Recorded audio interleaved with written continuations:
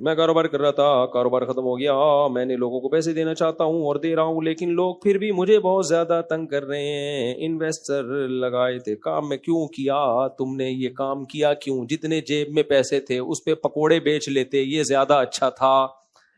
پہلے لوگوں کا پیسہ لے لے کے تجربے کی بھینٹ چڑھاؤ, پھر جب پبلک مانگتی ہے تو پھر بولتے ہو کہ تنگ کرتے ہیں, تو وہ تمہارا اپنا پیسہ ہے, وہ مانگے گا نہیں تم سے کیا؟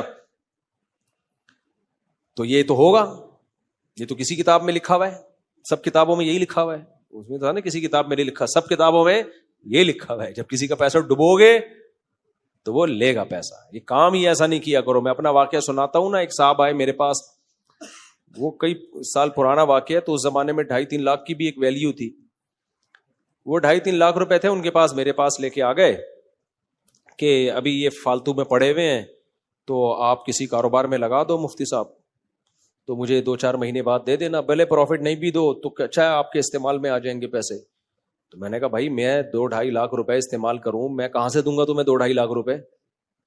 تو انہوں نے کہا نہیں پھر کسی بزنس میں لگا دے. میں نے کہا بزنس میں نقصان ہو گیا تو میں کہاں سے دوں گا؟ کہہ رہے نہیں یار آپ سے کیا مسئلہ, کوئی بات نہیں آپ رکھ لو, آپ مجھے پتا ہے آپ 2 نمبر ہی نہیں کرو گے. میں نے کہا بھائی یہ اپنے 2.5 لاکھ روپے پکڑ, مجھے فری میں بھی دے گا میں نہیں لوں گا, یا تو مجھے گفٹ کے نام پہ دے دے, یہ تحفہ ہے. لیبل 2 نمبری کبھی بھی نہیں برداشت کرو. 2 نمبری کا مطلب دگلی باتیں, مالی معاملات میں بالکل 1 نمبری.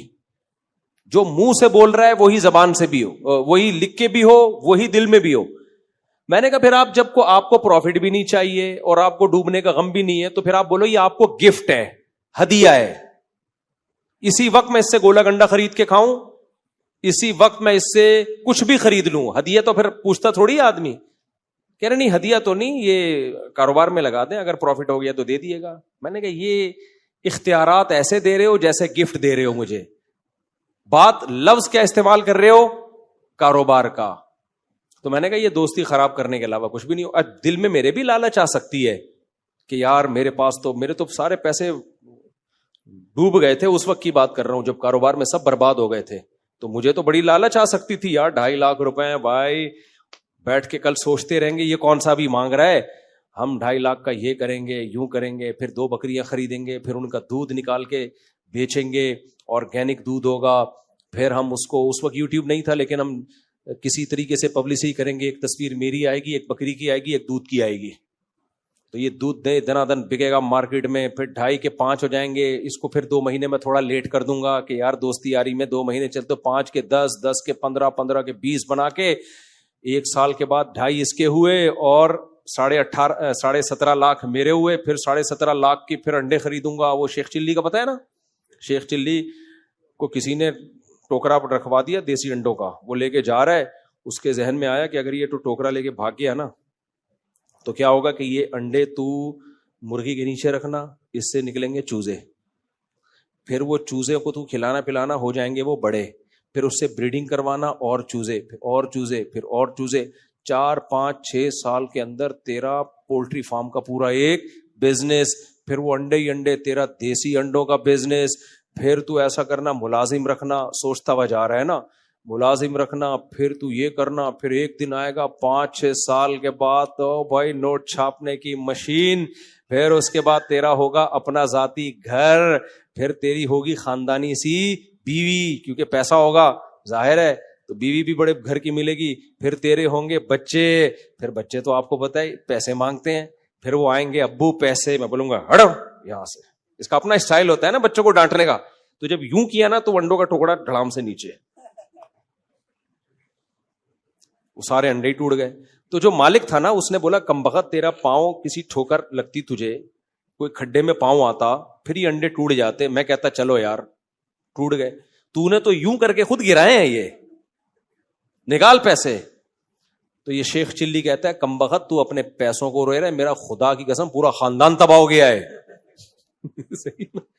میرا پورا خاندان تباہ. تو میں بھی وہ 2.5 لاکھ لے لیتا. میں یہ شو مارنے کے لیے واقعات نہیں سناتا, آپ کو موٹیویٹ کرنے کے لیے بتا رہا ہوں. پیسوں میں کیا رکھو؟ 1 نمبری. کسی کے پیسے پہ دل نہ لے کر آؤ.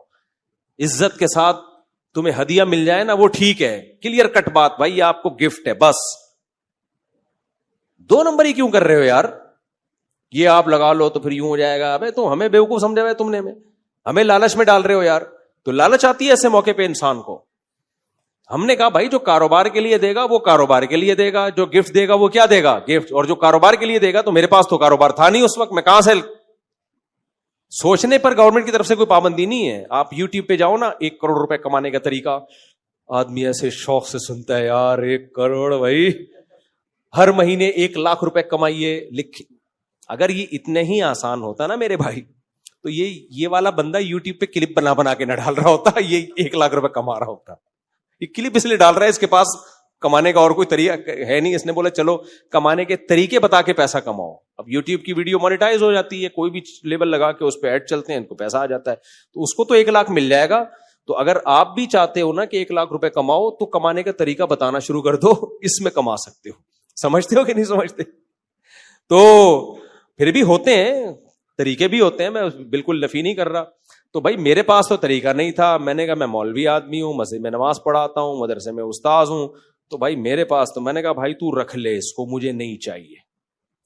میں نے دے دیے اس کو, نہیں چاہیے. اور میں نے کہا یہ حماقت میرے ساتھ تو کر لی, کسی اور کے ساتھ مجھے لگا یہ بہت زیادہ بے وقوف ہے, تھوڑا بے وقوف نہیں ہے. کیا ہے, پیسے آئے اور لا کے کسی کو پکڑا رہا ہے کہ تم رکھ لو, 2.5 مہینے بعد مجھے دے دینا. مجھے لگا یہ تھوڑا بے وقوف نہیں ہے. تو وہ جو حماقت لسٹ تیار ہوئی تھی نا, اس میں سب سے پہلے نام کس کا ہونا چاہیے, اس کا ہونا چاہیے. ہو سکتا ہے وہ کہہ رہا ہو اس کا نہیں, مفتی صاحب کا ہونا چاہیے, کیونکہ انہوں نے واپس کر دی. پھر اس نے کیا کیا, کسی اور کو دیے. وہ بڑا مالدار آدمی تھا, اس کے لیے 2.5 لاکھ کی کوئی حیثیت نہیں تھی, اس کو دے دیے.